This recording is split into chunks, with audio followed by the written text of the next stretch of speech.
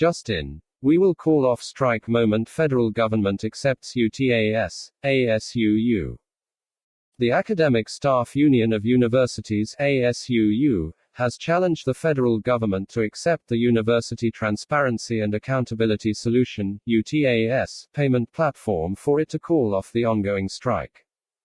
ASUU National President, Professor Emmanuel Ozdeke, who said this while speaking on Channels Television on Monday night, said the strike will continue unless government accept UTAS and honor the 2009 agreement. It would be recalled that the ASUU strike action, which started on February 14, 2022, has entered 140th day this Monday. ASUU has been at loggerheads with the federal government, citing the refusal of the latter to honor the 2009 agreement it entered with the union. Its demands in the agreements include condition of service of university lecturers to be reviewed every 5 years, issue of salaries and allowances, revitalization of public universities, among other issues, University Transparency Accountability Solution and the inconsistencies in the Integrated Payroll and Personnel Information System (IPPIS) payment platform. Ozdeke said, "Let government tell us they have finished testing the UTAS and sign the agreement, then tomorrow we will call off the strike. We challenge the government, when would they sign the agreement? When would they accept UTAS?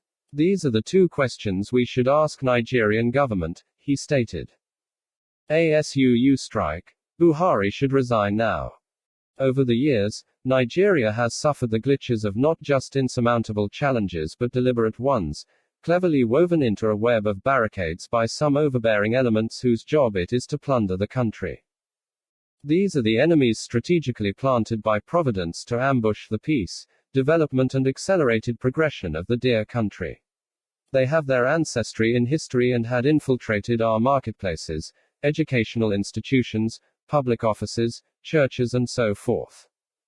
No wonder Asita Aguna wrote a fierce newsletter, which was presented publicly as a lecture under the chairmanship of Chief Anthony Enahoro in the year 1948. The provocatively blunt newsletter canvasses the call for a sweeping revolution. It borrowed the diction of Thomas Sankara in clamoring for a total overhaul of our different sectors while laying to rest the factors which gave birth to the General Strike of 1945, the Barutu Strike of 1947 too. The radical Zikists, who convened in the year 1946, launched the first ever audacious attack against the anti-people and highly traumatizing policies of the British.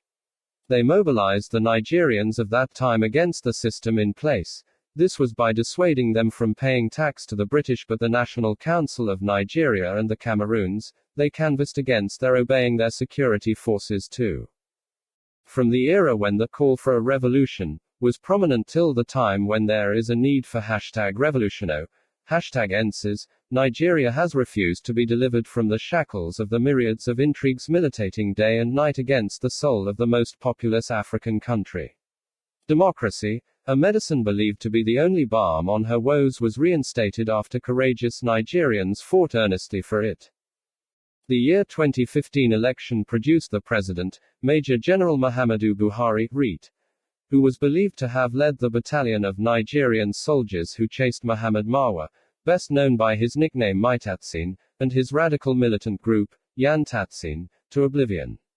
Buhari, instead of leveling up to the expectation of Nigerians, by chasing their challenges to hell, has enthusiastically built around himself a cadre of ignorance.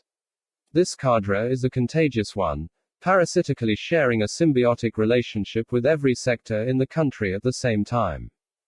One of the important sectors hibernating is the educational sector. The Academic Staff Union of Universities has been locked in an interminable strike since February. The Senior Staff Association of Nigeria Universities started its agitation with a picket, which later culminated in a strike in March. Other affiliated unions followed.